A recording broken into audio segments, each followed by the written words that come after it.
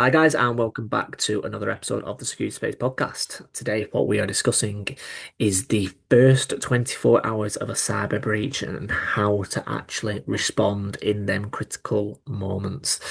The reason that we are speaking about that is because, yes, then obviously it's been a busy year for high-profile breaches, obviously very much in the retail sector. Don't need to go back over that too much. It's been hitting the mainstream and yeah, very high profile, like we say. But how these companies respond in the first 24 hours is crucial and it sets the precedent for how the whole incident response lifecycle will move from there on after. So today we are joined by Cliff Martin, and I will let Cliff actually do a bit of an introduction to himself, if that's okay. Yeah. So, hello everybody. My name is Cliff Martin. My current role is the head of incident response services at MDSec. So, I've been doing cybersecurity related um, activities for over at least 10 years now. And like most people, I did actually fall into it in a previous role, and then sort of took off from there. And then for the past about 5 years, I've been specializing specifically in incident response, but I have done a wide range of cybersecurity roles, including risk, governance, you know, technical controls, everything that goes with it. Yeah. Perfect. Okay. Well, thank you very much for that, Cliff. And yeah, I suppose to obviously delve in on this topic, then, like I say, just to remind the audience, I know that we've done previous podcast episodes with the likes of James and Simon, in which we're doing the full incident response life cycle. This one today with Cliff is just primarily focusing on that first 24 hours after the breach has happened. So the clock is ticking. So we're really going to get our magnifying glass on that specific time zone. So, Cliff, I suppose to delve in, the incident has just happened then. Who gets the first call? Who gets alerted? How do they know it's a breach? Like, what happens as soon as like someone's clocked like, oh no, this is serious. This what actually happens, mate? Yeah, so it does sort of vary. So like you said right at the beginning, the first 24 hours is critical for an investigation, and it does make or break your investigation. If you get it wrong, it does impact the investigation itself, but also the follow on from that as well. So if you are looking to prosecute, for example, it may limit what you can and can't do. So make sure that you come by it the right way and you don't really make it up as you go along, which we do see, unfortunately. Um, is obviously key, to make sure it doesn't affect like the reputation and the business operations itself. But in terms of the what you do following the detection of an incident, it does vary depending on how an incident's received. So we generally see that teams like the SOC or your cybersecurity team will detect if an incident occurs, but it's not necessarily always that route that an incident will come in. So we often see that our clients will see will get reports from third-party organisations, for example, so customers from partners or government entities or any services that they may be paying for. For example, dark web monitoring, we do tend to see that as well. So once the incident comes in, it then needs to be provided to some dedicated resource. And usually this is your cybersecurity team, your SOC, for example. But with the organizations that we work with, they might not necessarily have that capability, cybersecurity, the SOC team. So it could be just the IT manager, for example, who has that responsibility and then needs to react to that. So once an incident comes in, they've obviously got to determine whether it is a cybersecurity incident and if it has actually occurred. So the first step would be that initial triage. So it could be that they'll talk to the user, just try and understand, why they believe it's a suspected incident, what they've seen, what they've done. If they think they've clicked a phishing link, for example, what was the link? What did they do following that? Um, and they'll sort of go from there, if you like. Um,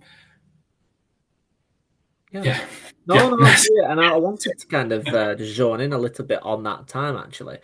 Um, because you went over like, okay, you jump on a call with possibly the end user. How is this end user actually reacting? Are they panicking? Are they scared? Are they angry? And I suppose as to how do you get the information that you need when the individual is clearly in a not clear frame of mind. Do you know what I mean? So how do you get this business critical information in a very emotionally pressurized moment? Yeah, absolutely. Again, it comes back to it depends. It depends on how that user has been identified. So if it's the user who's reported the incident, obviously they believe that something has Yeah. happened and that they believe they may have done something wrong. But if it's the other way around, where you've detected something via like an EDR, for example, and you've then had to approach the member of staff, how they respond varies. So take it yourself. Maybe not yourself, sorry. So take it a general user, for example, might be Yeah. scared. They might be worried about their job. They've done something wrong that obviously impacts the business. So they need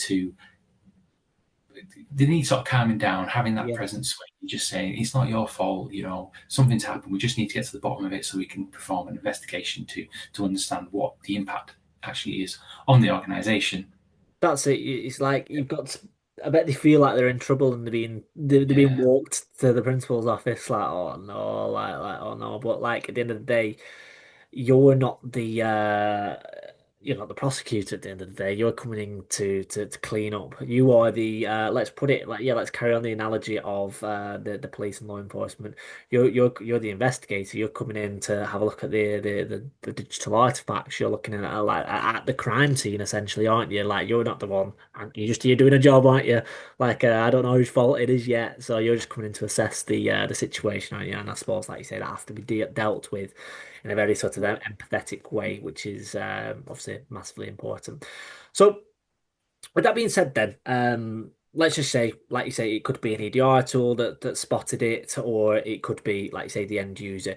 How do you actually go about activating, an instant response function? Because, like you say, how do you go about activating an MDSec or like you say, an SRM or whatever it might be in terms of how do you go about activating these instant response people and providers?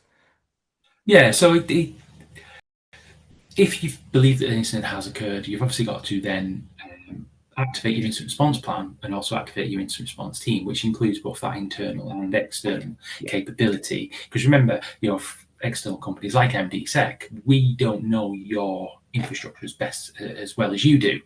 You've obviously called upon our knowledge, our expertise, our skills in certain areas to sort of add to the existing expertise that they've got internally. So we should be bringing those areas in which there's gaps in your resources, your capabilities. So things like digital investigations, um, malware analysis, incident management, the things that we have experience in, and we this is our day job. This is what we tend to do.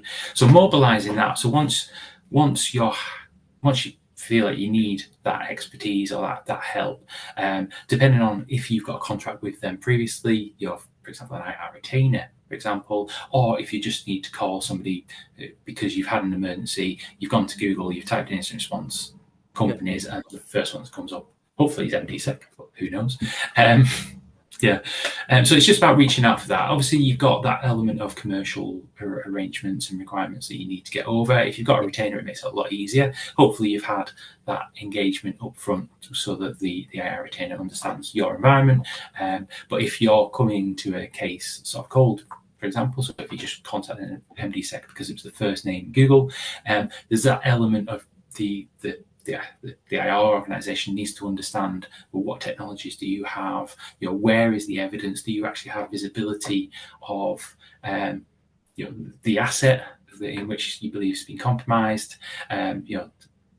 We work quite a few cases where an incident may have happened over 12 months ago, and unfortunately, they just don't have that log retention, so that visibility into that just doesn't exist. So you're working sort of back from the initial detection all the way to try and understand, well, what's happened from the root cause and all the actions in which the threat actor has taken since then. yeah. And what happens if those companies that are like, oh well, we've got an instant response team, it's fine, we'll be able to deal with this ourselves. Um, what happens and when? Because they might be like, oh, they might be wasting more time not engaging with the likes of MDSec, because they're like, oh no, we've got an IR team. This is why we've got full-time members of staff. When do they make that decision? Like, oh no, we need external support here. When does that come into play, Cliff? Usually, it comes into play once they find they've got a gap in their capability. So where they may think, "Oh, we actually need somebody from digital forensics, for example," and they Yeah, say, "Well, we don't have people to do that. Um, we need to then engage with an external third party to bring in that expertise, that capability." Um, Others, sometimes it can be too late. Sometimes they can feel like they're doing everything. So I've personally worked cases where the incident response team's gone through the whole incident response process. They feel that they've remediated, but they've not really investigated correctly, only for the attacker to come back, 2 weeks later, 3 weeks later, which then they're back at square one. They have to do it all again. And then they'll bring in that external, you know, yeah, yeah, expertise because they've made a mistake the first time. And yeah. obviously that's more impact to the organization.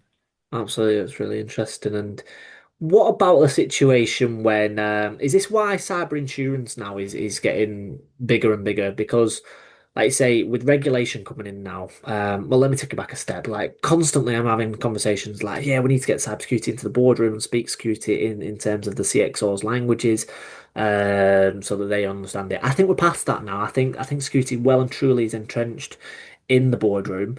I think some of that is through persuasion, but I think others is because of regulation. I think they've kind of had to because of very high profile breaches such as the ones that have happened this year. Um, with that being said, cyber insurance now has very well entrenched itself as its own subvertical. And from that, the cyber insurance field has kind of, I assume, had a massive impact in your world, Cliff, in the sense of like a lot of cyber insurance then get a PSL, don't they, in terms of actual instant response providers, where a company, when breached, will phone up their insurance, like anything. If you've been in a car crash, phone up your insurance and they'll tell you what to do. A company will phone up their cyber insurance, be like, okay, we've got X, Y, and Z, we've got MDSec, and they might say we've got a couple others, but these we've got on retainer. Is that essentially the process that happens these days? Or am I a little bit off with that one, Cliff? No, absolutely. So you tend to find that the insurance providers will have their own insurance companies, their partners that they'll work with. So if an incident comes in that's been reported by one of their clients, they will then contact their IR capability, either be internal to the insurance provider or an external party, exactly like you said, who will then engage with the client to try and understand, well, what's gone on, and how they can help. Now, sometimes that's just taking over the incident management and running with it. And others, it comes back to, where are the gaps in terms of the incident response, and they'll work with that client to hopefully investigate and then remediate the incident from that. But as you said, insurance plays a big part in this, because a lot of companies are getting cyber insurance. So when they're engaging with organisations such as MDSec, the first question we have to ask is, do you have insurance? Have you actually spoken to the insurance provider? Because some policies actually restrict who they can then speak to when it comes to incident response. Yep. Yeah. So we do tend to see that quite a bit. Yeah. Absolutely, and I suppose on the final bit on before I move it on a little bit is I just want to take it just on that first call that you have with the end user. Like, Yeah. how long does that call have, and what information I suppose because you haven't got a lot of time. Time is of essence. So, like, what information do you need to gather on that call? So, obviously, your question needs to be obviously precise, and you might not. You might be an external provider. You might not understand their infrastructure, but that's why you just need to. The question needs to be key. So, can I assume do you have half an hour? Do you have an hour? Do you have less? Do you have 10 minutes? Like, and what questions do you ask to get this important information? Yeah, so the timing will vary depending on what you're dealing with and depending on who the organisation is to, people like MDSec, for example. So for a retainer, the call might last a little bit longer, whereas for an emergency that just comes in, it might not be, because we then have to sort out the commercial side of it as well, Right. before we delve into that. But the sort of questions that you may ask, well, what's going on? How have you got to this point? What actions have you taken up to this point? What do you need help with? Is there any capabilities specifically you come into an organisation like us that you need that assistance. What is the objectives? What are you trying to achieve from this? What are the questions you would like answering if you're looking for us to do that Yeah. investigation. Also, we look at things like compliance as well. So, GDPR, for example, if it's a personal data breach, there may be impacts in terms of that. So, we ask questions around like data subjects, who's been compromised, what assets have been compromised, and then once we've gathered the initial information, we'll then agree with the organisation, the client, in terms of the next steps, depending on what they're looking for from an organisation like us. Yeah. No, it's absolutely, yeah, absolutely crucial, isn't it? Every single step of this that, yeah, like you say, you can be nothing, nothing, nothing, and then bang, you've got this massive situation. It is literally like firefighting. Um, so I suppose to move it on a little bit, Cliff, is what sort of, tools do you actually sort of use in the first few hours then? What is absolutely crucial for you to start your remediation and detection? Yeah, so it's key that we gain visibility into the organisation. So things like EDRs, logs that are available, including any network security devices as well, so that we can use that to get a picture of what's gone on, so that we go from what we've been told to what we actually know from a technical perspective. So understanding that information, and that goes one step further as well, that we need tools like our analysis machines. How are we engaging, how are we interacting with those? Once we've got the logs from the client, what do we do with them? So for example, we might put them into Splunk or Elk, for example, so that we can start to do that analysis. Another area that we tend to see gets forgotten when it comes to tooling is the ticketing system. How are you documenting and auditing and ensuring that everything is done in a forensically sound manner, so that in the event that you need to prosecute, for example, you've got all that information that you can then use later, rather than just going at it and actually forgetting what you've done. It's yeah, it can be Needs to challenging. be a systematic way of because the timeline, isn't it? Go back to the investigate the investigator analogy that we used at the start. The timeline of events is absolutely massive as well, isn't it? Because that's what paints the story. So, like you say, the tooling needs to be absolutely right from what you said, from the login to the analysis, yeah, and then yeah, actually the ticketing as well. So, completely makes sense everything that you're saying there, and and when does it get to a stage where you're like, okay, we kind of need to like shut down business operations here. Do you know what I mean? In terms of like this is going to affect the wider businesses. We can't really keep this under wraps for too much longer because otherwise there's more security at risk here. When does it get to that in terms of your thought processing? So, in terms of when you actually do that, is obviously a business decision that needs to be taken by the client, depending on the impact, the reputation to those. But in terms of actually making that decision, that I feel that that's something that should be included in documentation as you're planning for your incident response. You're saying that in the event of this happening, these are the actions we're going to take, in rather than trying to make it at the time you're facing with an incident, because it can be really difficult. So if you take, for example, the recent examples, your M&S and the co-op, following the incident, you've seen that the co-op actually took all the systems down pretty quickly, so then they were able to restore in a better fashion. Yep. It made it a lot easier because they already had that plan that they were going to do that, and it obviously it minimised the impact to the organisation. Yes. Why do you think organizations wouldn't shut down systems straight away? Is it a brand protection thing? And likewise, is that now out of the window because of the regulation that states you have to make it public that if you've had a cyber breach now? Why do you think organizations just wouldn't be like, right, we've been breached, everything locked down and assess? What was it, Cliff? Yeah, I think it was more of a sort of business impact to the organisation, the operation. Yeah. So trying to keep business going whilst also trying to manage this incident. It comes down to business, doesn't it? It comes down to money. Yeah. If you start taking systems down, you're losing money and reputation, and it does impact the business longer term. But as you've seen, having that plan in place and having the ability to do what you need to do at the time. It helps in the long run, I think. Absolutely. And obviously, with it being a very sort of emotionally impacting time, and this is both for, well, I suppose, the team that you've got is trained to do it. But what mistakes can happen in the first 24 hours if you're not careful? Yeah, so some of the sort of the key mistakes that we do see is people trying to wing it as such. So not necessarily having a plan.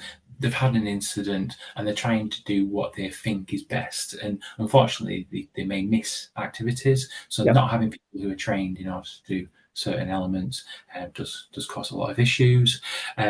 Also, organizations that try to hide the fact of having an incident. So, as you touched on a second ago, if they're trying to hide it from the general staff, the clients, the partners, it can cause issues further down the line, and it does impact their reputation. So we do see some organizations that don't want to admit they've had an incident, so they try to do everything as quiet as possible.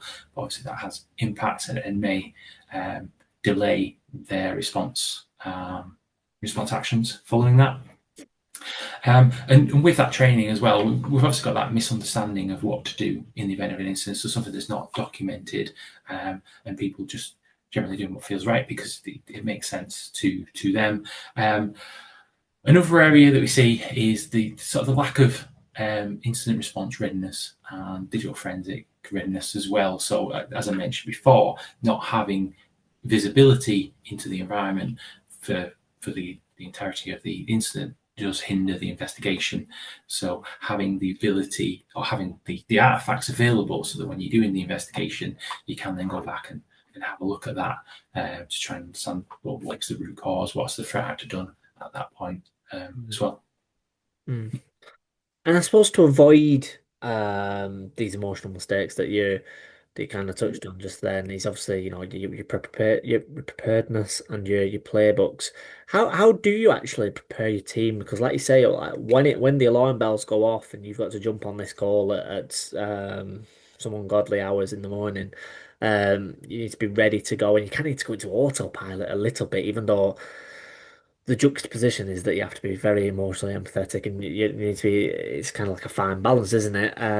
But yeah, you've got to be robotic but very human. But that all comes from the robotic side in the sense of like the being the preparedness, the tabletop exercises here and there. So how do you actually prepare the team at MDSec to be like, right, this is what we do. This is just why we get paid, and this is another day at the office. So, how do you when the lights aren't on and you aren't in an instant, what do you do to get your team prepared? Yeah, it's a lot easier for us because this is our day jobs. So we have a team that responds to cybersecurity incidents when necessary. From a client's organization, you tend to see that people, it's not necessarily their full-time job. So they do have other priorities. So it's making that switch, Yeah. which can cause some issues, but we do understand, they're not going to pay somebody to be 24/7 on incident response solely unless they're a much larger organization. So I think training is key, when it comes to incident response, ensuring that your staff are trained and that they do understand what their roles and responsibilities are once an incident has been detected. And that's the same for us as well, trying to get that understanding of the types of environments that we do engage with when it comes to clients. From an organization perspective, we at MDSec have our own processes that we will follow when we're working with clients, but we tend to work with the customer when it comes to incident response. So the way that I describe it to client organizations is as long as they have a plan and they understand what's going on, they understand their approach when an incident is detected. So their incident response plan will be their overarching plan. So regardless of the incident, this is the steps that we are going to take. A lot of organizations will refer to NIST standard, which is the preparation, detection, analysis, containment, eradication, recovery, and post-incident. We do see other flavors of that, but the incident response plan will talk about the what we do regardless of the incident. That should then also be backed up by threat focused playbooks. We recommend threat focused playbooks, but we have seen a number of other playbooks that have been produced. So some organizations may have critical systems where they'll have a playbook dedicated to that system. We prefer doing the threat focused playbooks because responding to a denial of service attack, for example, versus a ransomware attack can be very different Mm. in order how you do it from a technical perspective. So having the incident response plan that's supported by your playbooks is key. Once you've got all that in place, which also is supported by other business processes such as business continuity plans, disaster recovery, those sort of things, you can then test it using incident response exercising. So tabletop exercises, for example, where you're testing your incident response plan and the team in a safe and secure manner. So putting them against a scenario and saying, this has happened, now what do we do? And then running through that scenario to identify if there are any gaps when it comes to the response. And that can be from a people perspective, a process perspective, or technology as well. So do you have the right tools in order to triage, investigate, contain everything that you need when it comes to incident response? Mm. Really well answered that, Cliff. Really well put. And that pretty much leads me to my last question more than anything, buddy. And it's not necessarily focused on the first 24 hours of the breach. It's more my simple curiosity of like what trends in terms of breaches and attacks are you seeing lately? And do you see sort of like a shift towards anything, or is it literally the case of no, it's just like yeah, it's ransomware, it's this, it's that. Like what are you sort of seeing sort of this past sort of 12, 18 months in terms of attacks, Cliff? Yeah, we continue to see a lot of ransomware engagements. Still ongoing. There's always new groups that are popping up that need to be looked at in terms of organisations. We see a lot of phishing, as you would expect, because that's the most common way of getting into an environment. And we're also seeing a lot of cloud-based attacks as well, where the threat actors are compromising users and then using their access into that environment to then carry out whatever their objectives are.